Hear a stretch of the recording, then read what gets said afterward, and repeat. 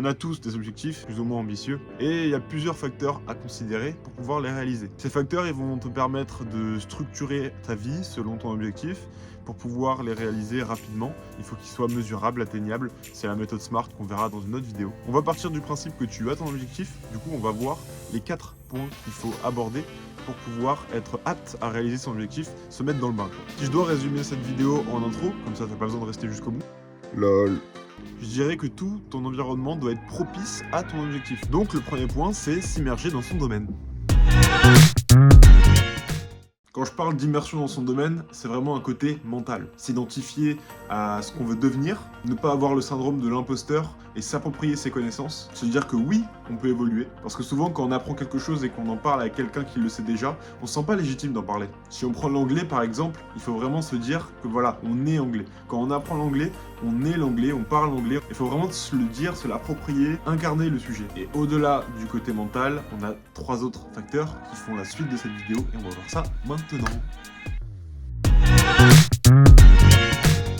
Entrons dans le vif du sujet, comment gagner du temps en trouvant ces sources d'informations. Vous gagnerez un temps fou en sachant qu'est-ce que vous allez regarder le matin, le soir, qu'est-ce que vous allez lire, qu'est-ce que vous allez entendre. Ça m'est beaucoup arrivé de vouloir travailler un sujet.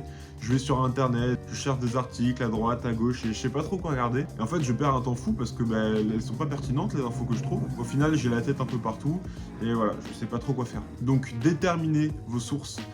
Par exemple, un livre. Donc, vous regardez des vidéos sur les livres, vous regardez ce qui vous intéresse ou pas. Vous allez en bibliothèque. Faites un tour sur Apple Music, Spotify, etc.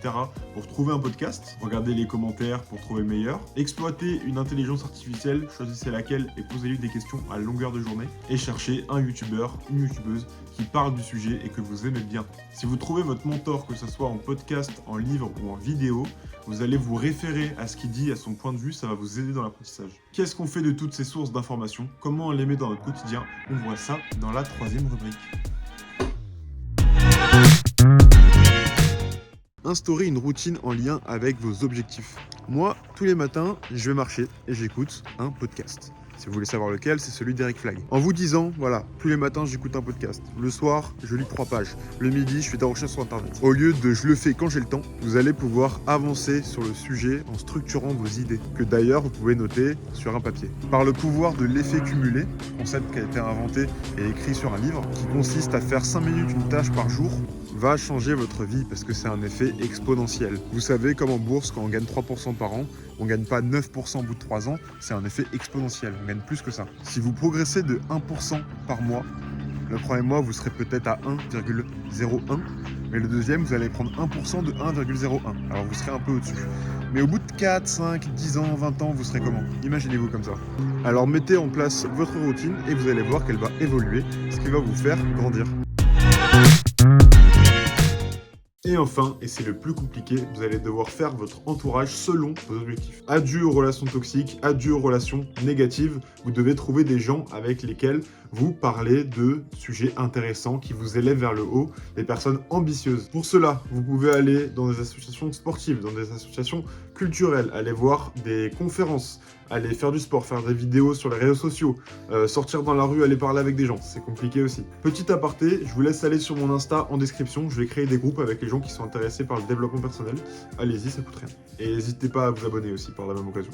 Vous entourer de personnes qui parlent de ce genre de sujet, ça va vous élever. Comme on le dit, on est la moyenne des 5 personnes qu'on fréquente le plus. Alors regardez qui vous fréquentez, adaptez vos relations sociales selon ce que vous voulez devenir. Vous l'avez compris, tout ça est un jeu dans lequel vous devez adapter votre temps, vos relations sociales, vos sources d'informations, etc., etc. Tous ces facteurs vont être dominants dans ce que vous allez être et dans vos objectifs. Changez votre quotidien et adaptez votre cerveau, vous irez beaucoup plus vite. Puis quel plaisir de pouvoir évoluer et de s'en rendre compte, même si ça prend du temps. Encore une fois, n'hésitez pas à me rejoindre sur Insta, on peut en parler, on peut en discuter. Prenez soin de vous et de votre quotidien, et moi je vous dis à demain pour un nouvel OPD, et ciao!